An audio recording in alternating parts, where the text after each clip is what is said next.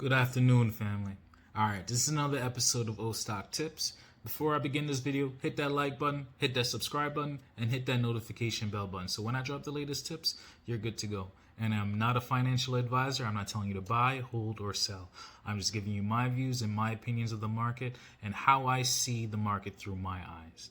Alright, so in this episode, it's going to be a little short this time. This is in regards to how I see things playing out in this second half of the year.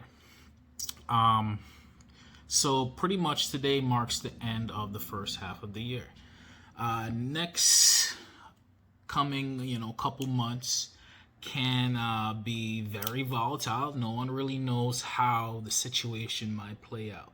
But in this episode, I'm just going to give you a quick insight on how I see things possibly going down when it comes to the energy sector and the stocks that plays into it. So pretty much everyone knows we are in an energy crisis currently. There are a lot of countries around the world trying to figure out ways of offsetting certain impacts to their economy. In some of my previous videos, I did mention that in regards to a certain European country being one of the largest economies in the EU when it comes to manufacturing and exporting of goods. So in this video, I'm going to go into why a potential spike in energy stocks is possible, and also why we probably aren't out of the woods yet when it comes to inflation and the crisis as a whole.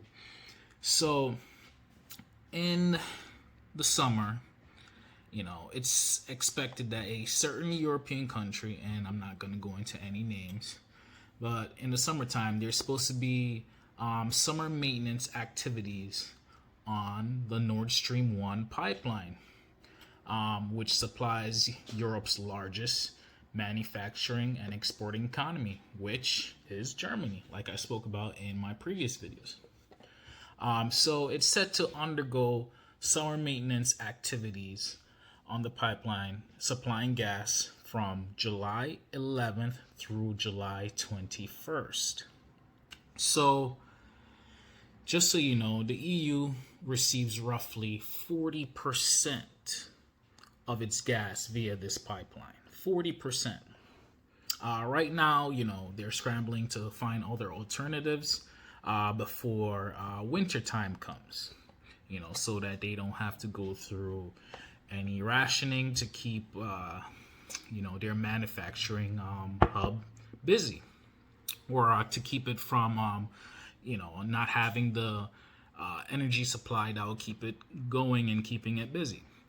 So pretty much the middle of July to the end of July, depending on how geopolitical landscapes might go, could determine if this winter is going to be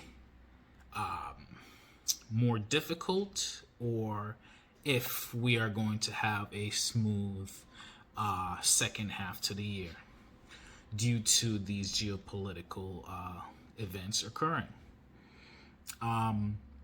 If, let's say, maintenance were to continue past July 21st, then this could be a clear indication that the price of energy, for one, will still remain in a pretty much high state, and also inflation is definitely not going to be coming down as rapidly or fast as we hope, due to these geopolitical events occurring. So with these events simultaneously occurring, a lot of countries worldwide would have to take into consideration ways of making sure that they control inflation. such as continuously raising interest rate to maybe even their 3% goals, or in worst case scenario, their 3% goals. So right now, like I said, we currently had a 0.5% interest rate hike. This month, we're waiting to see what the Federal Reserve is considering when it comes to inflation. If they're planning on raising it some more, or if they see the economy or inflation is under control or at a decent level, then they might consider not raising interest rates as high as they had hoped or they had planned to. So pretty much a lot of these events will play into how we go about the second half of this year. So what I'm trying to say, family, is from the middle of July to the end of July will be key indicators on how the markets will react, and just pretty much the overall global market as a whole will react to these geopolitical events unraveling. So, like I said, no one can predict the market.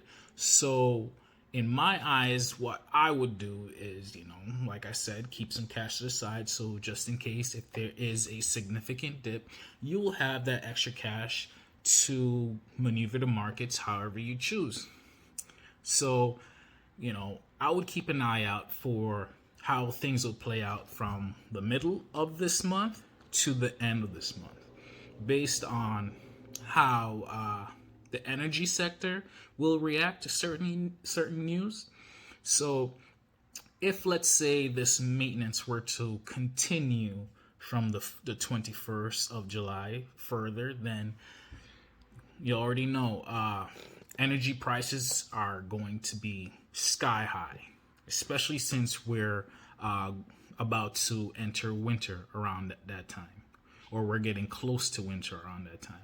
So keeping an eye out for how these geopolitical events will play out from the middle of the July to the end is key indicators of how our markets might react. So yeah, you guys let me know. Comment. Let me know what you think about, certain events occurring during the middle of this month to the end, and how you feel the markets will play out. So yeah, drop some comments, and I'll respond as best as I can and answer every question as best as I can.